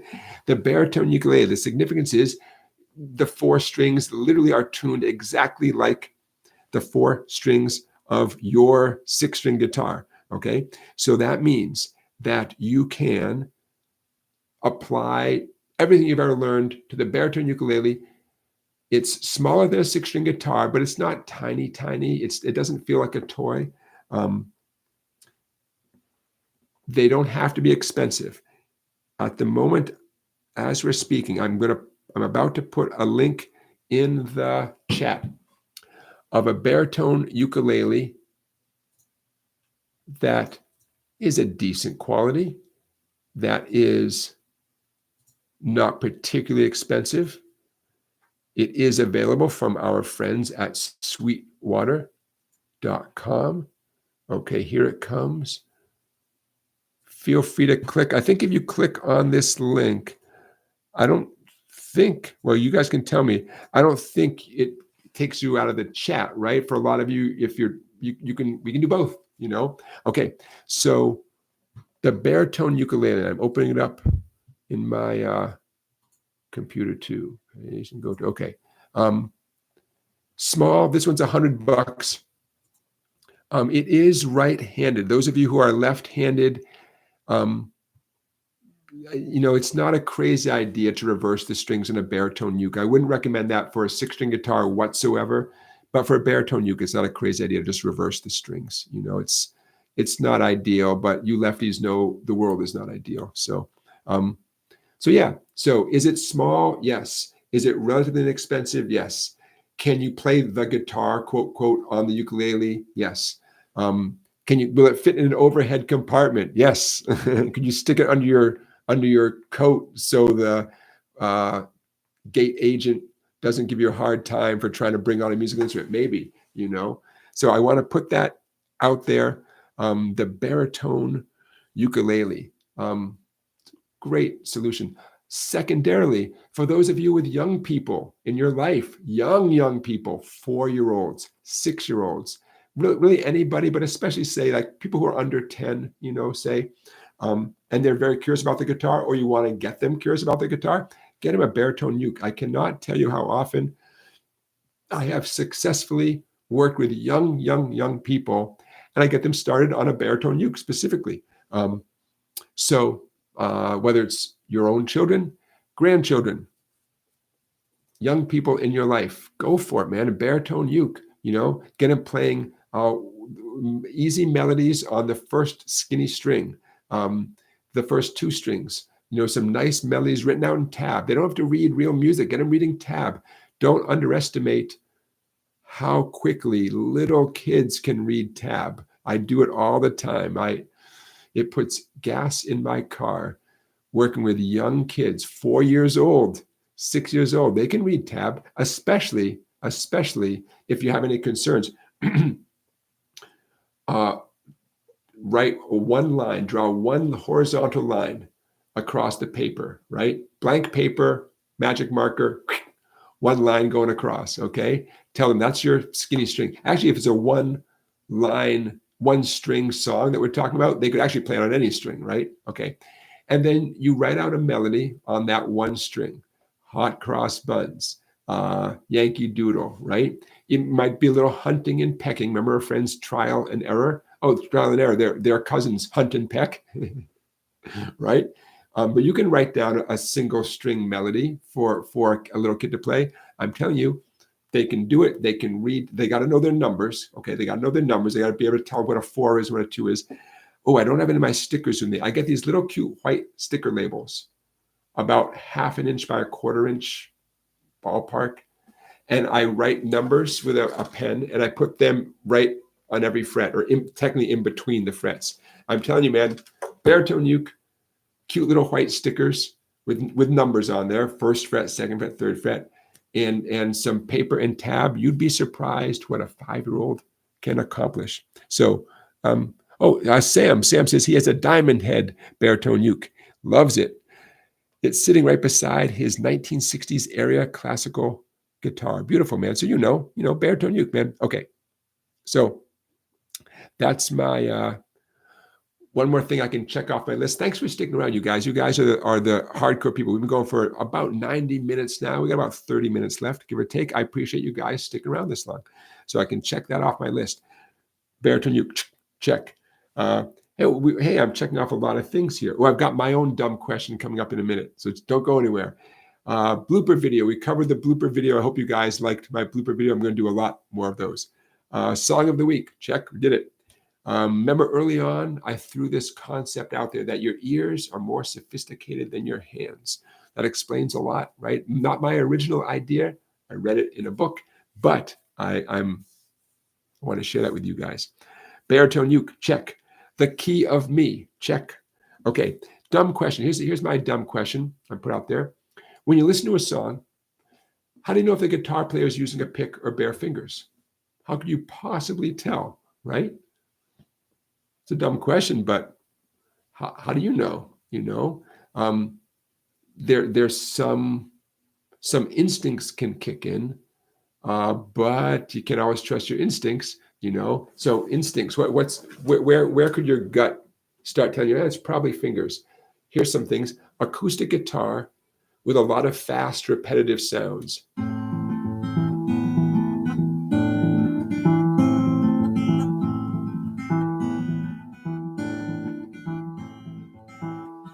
okay, acoustic guitar, fast, repetitive sounds, soft sounds, right? Not the abrasive attack of a pick. Pretty good guess. It's finger picking, you know. But, you know, here's Hubert Sumlin, one of my favorite guitar players, playing some cranked up blues with Howlin' Wolf, using his bare fingers. You know, how do you know that? You know, I read it. That's how I know it. I read it in a book, you know, and I've seen it confirmed other places. But, you know, so your instincts are good. Sometimes you're wrong, right? Okay. How do you know if the person's using a pick? Sometimes you can practically feel the attack. I'm going to do a G power chord here. You can hear that, you know. Well, yeah, if it's that obvious, it's pretty clear the person's using a pick, right? But, you know, could someone do that with their bare thumb? With an electric guitar cranked up, some distortion? How would you possibly know that's a bare thumb, not a pick, right? You know? So again, the dumb question that I'm throwing out there. You got a favorite song? How do you know? How do you know? Okay, full disclosure. Behind Blue Eyes, Pete Townsend, The Who. That cool intro. You tell me, pick or fingers? Pick or fingers? What do you think? Behind Blue Eyes, the studio version. Behind Blue Eyes. Now, some of you will say, oh, I found it live on YouTube, and you can see him, you know, in the concert. He's using a pick. Okay, in the concert, great. Or in the concert, he's using bare fingers. Great. I'm talking about the studio recording. I have never made up my mind whether or not Pete Townsend is using a pick or bare fingers on the introduction, specifically of Behind Blue Eyes from their classic album, Who's Next? Never made up my mind because I hear this clarity of those individual notes that sound like it's being done with a pick. But I hear this smoothness. He's like dancing through those strings, man. All those individual notes, just dancing through them so smoothly. I think, nah, he's probably doing bare fingers. He probably is. Full disclosure, I don't know. And I don't trust anybody who tells me because I need to hear it with my own ears, you know. I would trust Mr. Townsend. That's who I would trust, you know. So there's my dumb question. How do you know? How do you know with any song? How do you know? You know, take your best guess, do your research, right? In the beautiful world we live in, you can go to YouTube, and sometimes, if you're lucky, you can actually see the guitar player's hands up close. Watch their picking hand and see up close. But what if it looks like they're doing bare fingers, right? You see all that movement, right? But what if they're wearing a plastic thumb pick on their thumb? That's possible, you know? So they're getting that nice plasticky clarity with their thumb that to your ear would suggest a plastic pick, but it's not a traditional pick. It's a nice wraparound thumb pick, you know? Okay, there you go. That's my thing. Okay. Scrolling. Okay. Remember, folks, if you are asking me personally a question, please put a few question marks in advance. HGP asks, how many frets on that ukulele or any ukulele? Let's see. I'm on Sweetwater right now. Let's see if they say how many frets. 18 frets on that particular ukulele. If you scroll down on the Sweetwater description, they give you all sorts of specs, the nut material, the saddle material, and so on, you know, so all those specs are there. So yeah. Okay.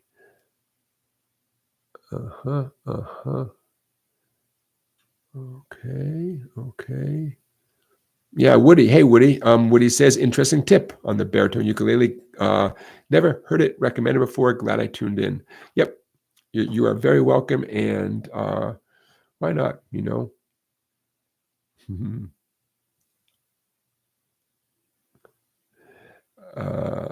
Okay. When sometimes the chat refreshes on my end and I'm reading something, you know, in the middle of the chat that we have here, and all of a sudden it jumps to the end of the chat. Whew. Woody says the link to Sweetwater does work. It does not take you out of our whole community here. Awesome. Good to know. Good to know. HGP says, can you read music? And yes, yeah, I can read music. I was, all my training, you guys might remember, was as a drummer, as a percussionist. I took a lot of years of lessons as a young kid with a graduate from Berklee College of Music, Mr. Sorrentino. Hey, Mr. Sorrentino. And I took a whole, I mean, that was my thing, you know. I did little league, you know, baseball, basketball, but music just became my thing, you know. And took a million lessons. And my drum teacher really made me a percussionist, right? So I could play the xylophone, I could play the timpani, I could play, you know, all that stuff, and, you know, rock and roll, which is great. And I appreciate it. So the good news is, yes, I could read music. Here's where things got tricky. On the guitar, at first I never really learned the names of the notes up and down the neck. Like a lot of you guys don't. You don't have. You're not hugely motivated to learn the names of everything because you're working on your D's and G's and banging out stuff and learning some cool riffs. That's great. Nothing wrong with that. So when I started teaching the guitar, which may have been premature in hindsight, I was like, oh crap, man, I really should. I should know the names of the notes. And I could figure it out pretty quickly. Like I knew, you know, my open E string, I knew the first fret was F, you know, but if I had my eyes closed and someone just said, you know, I don't know what my eyes being closed has to do with anything, but if someone said, hey, G string, 3rd fret, I would, you know, deer in the headlights look for a minute. I have to count up, like the equivalent of counting my fingers. Okay, B flat, got it. And I like to say today that I'm much better at identifying the G string 3rd fret than I used to be. So yes, I can read music, but you know, it's not my forte. There's and some people it is. I mean, some people, they do so much reading, not tab, you know, real music, adult music, you know, the real deal. They do so much of it. That it's like reading English for those of us who have English as our first language, and I'm not that guy. But to do the teaching that I do, I can read music pretty quickly. I have no problem with rhythms because that's all drummers do, right? Ba-dum, ba-dum, bum. Oh, right. I have no problem with reading the rhythms: quarters, 8/16, 6/8 time. You know, 7/4 time, all that stuff. Rhythms, that's all drummers think about. But say for me to read a minor 7th chord, you know, that's supposed to be played up the neck somewhere, right? I would much rather have it written out in tab than have to go through and figure out note by note, right? You know, I mean, I can do it, but oi, you know, so that's where my head is at. And yet I find myself in those situations where I put myself in those situations where I got to read, got to do it. And that kicks my butt. You know, that's why we're here. Beginning Guitar Lessons is our moderator. And I thank you, sir, for being here. He asks, next week, he would like to hear me sing Walk Like an Egyptian. Yeah, I'd like to hear that too. I'd love to hear that. That'd be hilarious. You know, I don't foresee it. Stephen Mannion, thanks for the super chat. I always forget super chat. Stephen, thank you. A super chat is your way of saying thank you. And you can provide a super chat by clicking on that $ at the bottom of our live chat down there. And then that money goes to supporting the channel here. And I thank you in advance. Charlie Beagle asked, did I ever try playing my son's tuba? I did. I've tried a lot of instruments, just if I can get away with it. if the owner of the instrument has walked away, yeah, I grab it, man. I grab it. Yeah, I made a few honking sounds out of it, but I know I never put my mind to it. And now it's too late. Those of you who might not know this, a tuba is a type of instrument that a public school will own a few tubas. And so if your kid is a tuba player, you don't have to buy or rent anything. They give it to you until you're all done, until you graduate, and you got to give it back. So he saved us a ton of money. We didn't have to buy anything, but we no longer have a tuba in the house. Sad. but yeah, I'll grab anything I can. I'll give anything a whack. I took violin lessons as an adult, and I made a little progress, but man, it for a violin player, I'm a really good guitarist. Violin kicked my butt. I'm not going to lie. I still own my violin. Someday I wasn't trying to be a symphony player.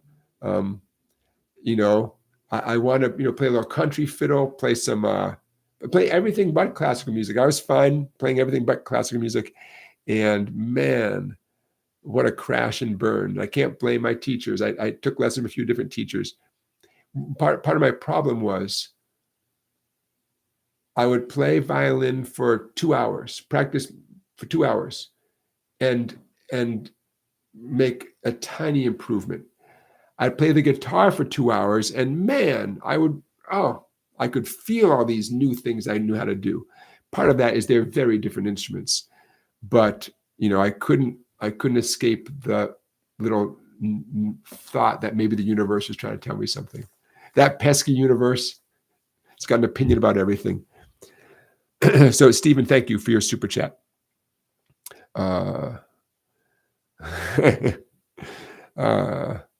So yeah, a lot of you used to play other instruments. Stephen is looking for Candy. Yeah, Candy, our community member Candy. I have not seen her in the chat. Woody, thank you for your super chat. I appreciate that. So I know that you guys have to take a week off once in a while, just like I do. And remember, this whole thing ends up being a video on my YouTube channel. Many of you are watching this in the future, and thank you for watching this after the fact. I know this Saturday time frame is not ideal for most human beings, for many human beings. It works out great for me. So that's how it works out. Long story short, I had a student at 5 p.m. on Saturdays, and it was convenient for him to move to a different time frame, and that freed up this time frame. So it works out great for me. So that's why we're here. But I see 41 of you watching right now. Thank you. Typically, this live stream will get hundreds and hundreds of views in the days to come. And then on my agenda is to turn all of these YouTube live streams into podcasts that people can listen to in the future. And I'll get around to it one of these days. When I have time, I go back and timestamp all of these live streams. I'm up to date. I've done all 19 previous ones. Sometimes it takes me a few days. So then whoever is watching this in the future can jump right ahead to something that interests them. Or maybe you think, oh, he talked about that thing on Saturday. When he timestamps it, I'm going to go back so I can get right to Helpless and play along with Helpless again, or get right back to that thing where he talked about whatever. And so hopefully that helps you guys with that. There's no shortcut. Basically, I rewatch this whole thing. Hey, me. I rewatch this whole thing in real time and just pause it and timestamp it and then continue watching. So it takes, 2 hours plus. I have a snack handy. Have a little quiet music playing in the background. Got coffee, and I relive our moments here. Okay, so we have about 20 minutes left, my friends. Now is the time, whether you have a dumb question, which I always welcome, or a regular question, a not so dumb question, or if you're not sure which one it is, now is the time. Remember, put a few question marks in advance, and that's how I know it will. That's how I know the question is aimed at me. I am looking. Oh, you know what I want to do? Let's do it next week. I'm gonna say it now, so I can't not do it the next live stream. The next live stream, I want to show you guys how to play the classic song Autumn Leaves. Who knows that song, Autumn Leaves? Beautiful song. Here we are in the thick of autumn. And I have an arrangement of the song Autumn Leaves that is so easy and it sounds so good. If I say so myself, I am impressed by, I'm just lucky that it's a beautiful tune that turns out you can play it really easily as a chord melody with nice, easy chords, A minor, G, and it sounds great. It sounds harder than it is. So next live stream, let's all learn Autumn Leaves. What I already have is I have the PDF of how to play Autumn Leaves. What I want to do is, and that's on my website, for those of you who are members of www.song-bike.com, that I'm going to triple check it, but that the PDF is already there. What I have not done yet is make a video to show you how it sounds and how it looks and all that. Yes, there is the first one I did. There it is right there. Okay, Autumn Leaves. It's in the PDF section of my website. So I got to make a video so you guys can hear what it sounds like, and it will inspire you to learn. I mean, technically it's a jazz tune. It just happens, thanks to the way the universe works, that you can do a really nice version of Autumn Leaves without jazzy chords. A jazz purist would say, oh my God, you can't do it. That's like making fine French food with Oreos. I don't know. You can't do it, except once in a while you get lucky. And yes, it is possible to play a really satisfying, pretty version of Autumn Leaves, even if you're not a jazz guitar player. So let's make a plan next week. This is my motivation to make the video and post the video on YouTube. And then next week we'll go over it here in the live stream. Okay. Like I said, if I say it, it will happen, because I'd just be embarrassed if I didn't do it. Will I sing it too? Says Jerry Stillwell. Well, now that you ask, maybe. Although the right now I'm thinking of Kristen Wiig from Saturday Night Live, and her character, which says, "Don't make me sing, don't make me sing," and she has every intention of singing. The arrangement that I want to show you guys is a chord melody version of Autumn Leaves, so that whether I sing or not, the whole world will hear the melody of Autumn Leaves in a very clear way, with a few nice supporting chords every few beats. So neither I nor you nor anybody has to sing along, because you're giving the world a complete musical statement, the chords and the melody. Delta 4, I see your great question, and I will get to it in 1 second. Thank you. I want to make sure I'm not missing anything. Charlie Beagle says, I saw a band at a brewery in Portland, Maine that was two Swedish guys, one on sax and one on a sousaphone. And that almost sounds like the start of a joke. So I have one more joke, since I have my drum handy. For those of you who missed it, I have because this is our 20th Guitar Q&A live stream. I brought my drum.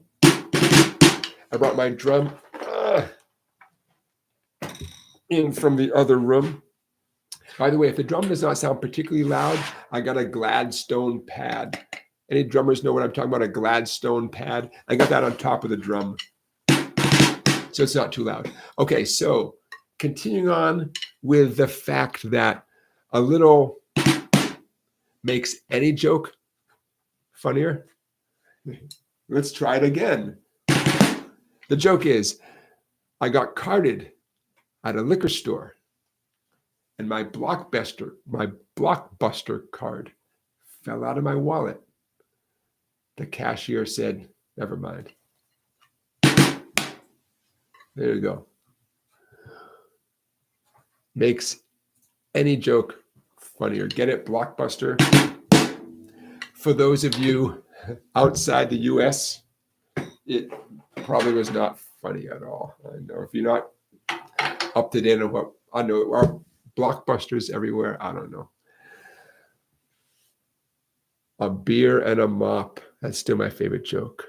A beer and a mop. Okay, moving on. Charlie Beagle is mentioning another beautiful song, Autumn in New York. Beautiful tune, not as easy to, Autumn in New York and Moonlight in Vermont, both beautiful tunes, not as easy to convert to regular chords. Hey, for the record, Moonlight in Vermont, full disclosure, the first person I ever heard sing Moonlight in Vermont, Willie Nelson. How many of you, raise your hand, how many of you were exposed to beautiful song? These are songs that fit the description of the American songbook, right? Like Autumn Leaves, Moonlight in Vermont, and Autumn in New York. How many of you heard them first from Willie Nelson's singing? Hey, why not? But yeah, Moonlight in Vermont, falling leaves on a sycamore. I love, Willie. Okay. Delta 4 1212 asks a great question. What did you wish you had known when learning the guitar as a beginner? And I like that question so much, I'm not going to be snarky about it, because it's a great question. Where do I begin? Okay, so I didn't take guitar lessons as a 16-year-old. It was many years before I took a guitar lesson. So there are a bunch of things that I wish I had known that I learned much later.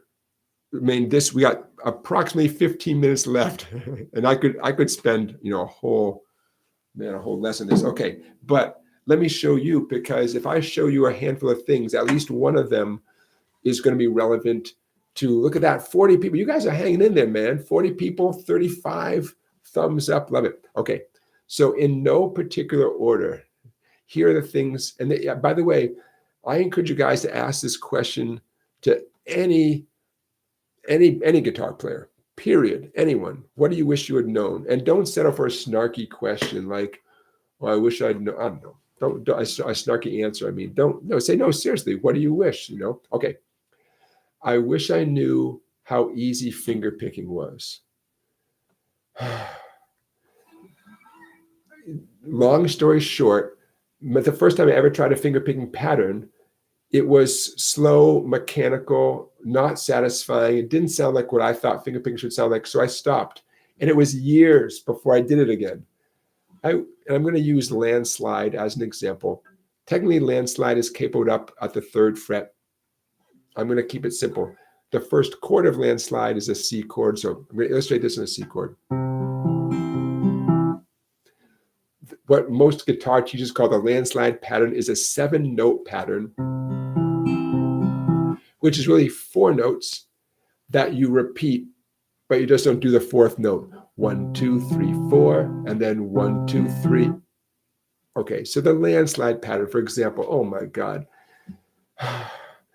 This is not the pattern that I gave up on after about 30 seconds, but it might as well have been. I wish I'd known as a beginner guitar player that you just stick with something and you do it mechanically and you sound like that for a couple of days or whatever. And before long, you realize, hopefully, to keep your picking hand loose and relaxed, just lighten up, play softly. Repeat the pattern. Be patient with yourself. I'm not saying it only takes 5 minutes, but it does not take as long as it took me. Well, because I gave up on it for a few years. Okay, so that's one example right there. By the way, lots of times, I try every time to put in the description of the live stream examples of stuff I play. Like I put the tab. So the tab for what I just played, I'll put that in the live stream. But for the record, C chord, right? We're only going to do 7 things, and the final 3 things are a repeat of the first 3 things. Got all that? Okay. Ready for landslide? Okay. Thumb on the 5th string. Index finger on the 3rd string. Thumb on the 4th string. Middle on the 2nd string. Thumb, index, thumb, middle. Now repeat the first 3 things. Thumb on the 5th string, index on the 3rd, thumb on the 4th. And you're done. I mean, young Jonathan, Okay, so that's one thing. Here's another big one. So embarrassing, but I will tell you guys, so embarrassing. I thought every song had regular chords, C, A minor, D, G. So when I heard anything that where those chords are not clearly strummed, I had no idea.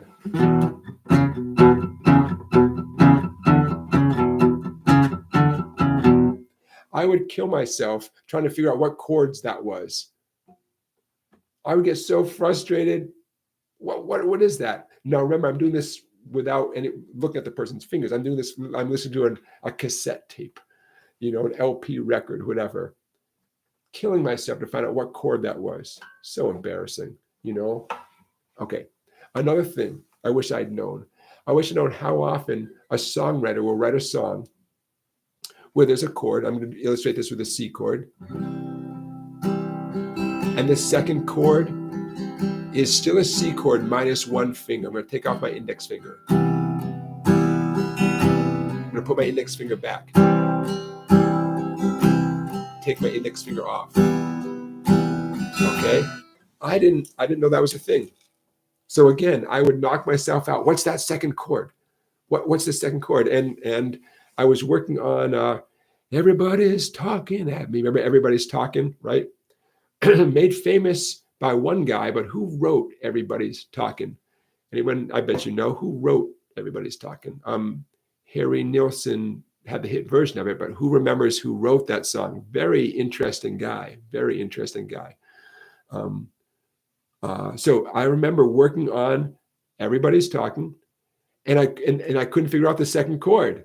It started on a C, and then something happened. Oh, I was killing myself, and I asked a friend of my brother's, a few years older than me, much more experienced. He had actually taken guitar lessons. He said, "Oh, yeah, second chord, it's a C chord with no pointer finger, also known as a C major 7." So, I mean, on the one hand, it's embarrassing. On the other hand, it's such a relief to know the next chord. Okay, so I wish as to answer your question about what I wish I knew how often that was a thing, or that even was a thing, that a guitar player could just like play a chord and maybe just add the pinky. Maybe the pinky's not doing anything, so just add a pinky. Oh, if Tom Petty had written Free Fallin' back in the day, where he had the D major, well, he's got the capo on the 3rd fret, but a D major chord, and then a D suspended chord where he puts his pinky on the 1st string 3rd fret. That's an example. I would have been killing myself to figure out what that second chord was. I didn't know it was a D with a pinky down. Okay. Here's a funny one. I never knew what a power chord was. Yeah. So now these are more sort of like embarrassing stories, but a power chord, come on, folks. Now to be fair, the music that I was really into was not based on power chords. So I didn't have a pressing reason to learn power chords. But hey, don't be like me. Let's learn a power chord. I'm going to show you a G power chord, 6th string, 3rd fret with my index finger. Got to be your index finger, 1st finger. 5th string, 5th fret. I encourage you to use your ring finger, but you could use your pinky. I mean, if it's tough, no matter what you use, bring your thumb along for the ride. My thumb is pointing straight up to the ceiling, and my thumb is kind of in between the 3rd and 4th frets. Can we take? Okay, that is a basic power chord. So it's not that I wish I knew how to play power chords at a younger age. I wish I knew that was a thing, that some of my favorite songs were based on power chords. If only just for my general knowledge, or even songs I didn't like. It's still nice to know that's power chord. Okay, power chords, Let's see.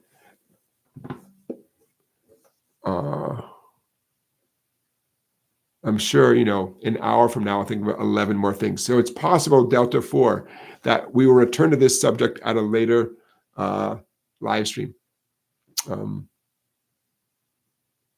Some things I did all right on.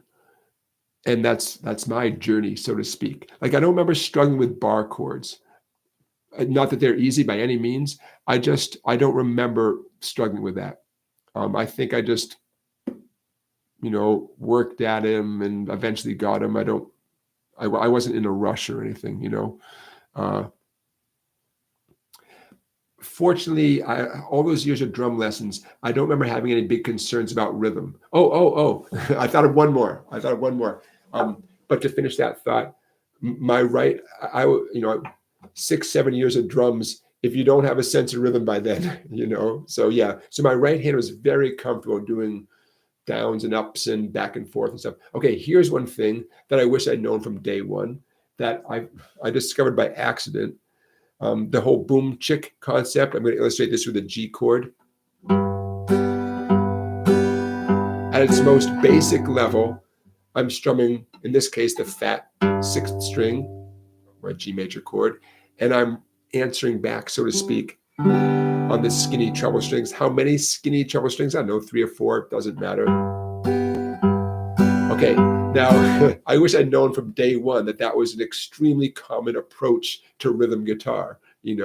Instead, I would sort of bash away at every chord, just hitting as many strings as were, legal, so to speak.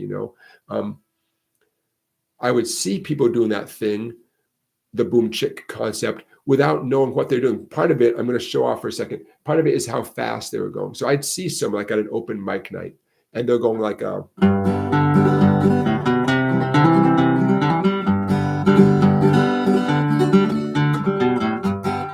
And I mean, they might as well have been playing the tuba. I had no idea what they were doing.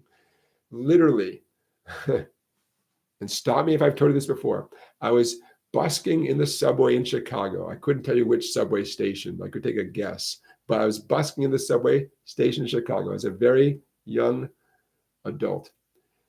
And by mistake, practically, my pick hit a fat string. Let's say I was on a G chord. And the second thing I did was strum and I thought, oh, you're kidding me. That's that sound I've been hearing. I know. So I wish someone had told me that was not only an acceptable way to strum a song as a strum pattern, quote, quote, but that it was a really important concept to learn, and that there's tons of songs where that's the important skill you need. Oh, so going back to trial and error, that's a phrase I keep bringing up.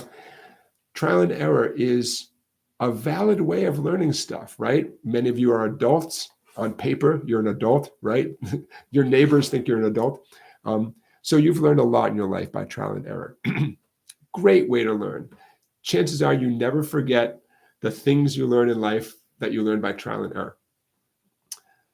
It's the slowest way to learn for most of us, So yeah, so trial and error, it's the slowest way to learn. It works when you finally get there. But anything I can do to help you not have to learn every darn thing by trial and error, that's part of why I'm here. Okay, so did anyone, Charlie Beagle, I did not expect to see Red Sox third baseman Rico Petrocelli's name in the live chat today. I expected lots of things, I suppose, but not Red Sox third baseman Rico Petrocelli's name. The name of the gentleman who wrote Everybody's Talking is Fred Neil. Fred Neil, very interesting, talented guy. I believe that was his most famous song. Oh, a little more trivia. Why did that song become so famous? That movie Midnight Cowboy, right? Midnight Cowboy, John Voight, Dustin Hoffman. But Fred Neil got a little bit lucky because the film producers had reached out to Bob Dylan and said, we need a theme song for the movie. And Bob Dylan wasn't fast enough. So Fred Neil's song made it into the movie. Great, beautiful song, fit the movie, great. Who knows the Bob Dylan song that was ultimately written, but didn't get in there in time to make it into Midnight Cowboy? Who knows? Went on to be a very famous song. In fact, no, can't have been a #1 hit. Very popular Bob Dylan song from 1969, 70. A to Z me. You get, where's this go? You get a drum roll. A to Z me. Hold on, let me do this right. A to Z me, new. The Bob Dylan song that did not make it into Midnight Cowboy was, drum roll, Lay Lady Lay. There we go. You got it. Lay Lady Lay. Charlie Beagle says, Jesse's Girl is a great power chord song. Sure. Yep. Steven says, power chords, instant fun. You got it. Especially on electric guitar, little distortion. Power chords. You got it. Okay, so what do you say, you guys? We've been at this for about 2 hours. Many of you have been here for 120 minutes. So let's wrap things up. A Delta 4, you asked about a video on how to do a chord melody. I have a bunch of videos on chord melodies in general. I'm going to make one for Autumn Leaves, but on my YouTube channel, I'm going to confirm this in a second, but on my YouTube channel, I have a playlist section, and one of the many playlists is, I think it's called chord melody. I just want to confirm this here. Chord melody songs. Yes, 20 videos. Holy cow. Okay, so if you find this playlist, ready? The 20 videos that teach you the chord melody approach to the guitar include Old Lang Syne, Silent Night, Deck the Halls, Let It Be by the Beatles, Have Yourself a Merry Little Christmas, Let It Snow, You've Got a Friend, After the Gold Rush as a chord melody, Alice's Restaurant as a chord melody, a lot of Christmas songs. Oh, my personal favorite of all my videos I've made. Well, I shouldn't say it's my favorite, but oh man, am I glad I made this video. A chord melody arrangement, my chord melody arrangement. I'm so proud of this, of What a Wonderful World, the Louis Armstrong song. Man, that video came out great. I'm just so proud of that. Fields of Gold by Sting as a chord melody. Can't Help Falling in Love, Send in the Clouds. Oh, funny story about Send in the Clowns. And Moon River and Georgia on My Mind. Okay, so 5 years ago, according to the records here on YouTube, years ago, I was making a video a day. Where are we here? I was making a video a day. I was on this kick, 365 videos. Okay. I got an email, I think, or maybe a comment on a video.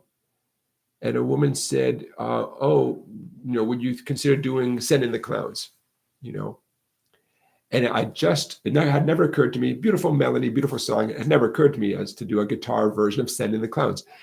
And I found out that I had Send in the Clowns in a songbook, like within arm's reach. Oh, there's Send in the Clowns. I crack it open. I realized, wait a minute, this is not going to be that hard. I think I can bang this out for tomorrow's video. And to this day, I'll never know. But I thought it might blow this woman's mind that she suggests the song on Tuesday. And on Wednesday, bang, there's the video. Send in the Clowns, a nice chord melody arrangement. I don't know. I got a laugh out of it. I thought it was awesome. And I don't remember her saying, I can't believe you did that in 24 hours. Less than 24 hours, probably. But it came out nice. Okay, so to get back to the point we were making, Delta 4 12 12. I will make a video this week, Scout's Honor, that will feature the song Autumn Leaves, my arrangement of a chord melody arrangement of Autumn Leaves. In the meantime, check out my YouTube channel, specifically the playlist of chord melody songs, and there's lots of them, well, 20 right there, Okay, CLS Create, I saw your question. Define power chords. I could define it in a couple ways. First of all, power chord is any single note and a second note, specifically a fifth higher. Another way to describe it is take our first note, let's say C. The second note that's going to harmonize that C has to be the fifth note of a C major scale. So C and G. Take my word for it. G is the fifth note of a C major scale. So the definition of power chord, it's a certain note and then the fifth note of that major scale. C, and G. So that's why you will almost always see a power chord written as like a C5, C5, as opposed to C minor, C major, whatever. A C5 is a C power chord. So at its bare minimum, it's a 2-note chord, which technically isn't even a chord, right? The definition of the word chord is 3 or more different notes at the same time. A power chord is only 2 notes at its most basic form. But it can't be any 2 notes. It has to be any 1 note, and the next note has to be the 5th degree of the relevant major scale, And then in a physical sense, a power chord, again, at its most basic form, a power chord is almost always focused on either the fat 6th string or the 5th string. I'm going to use the fat 6th string here as an example. Wherever you put your pointer finger on the fat 6th string, I'm going to go back to the 3rd fret of the 6th string.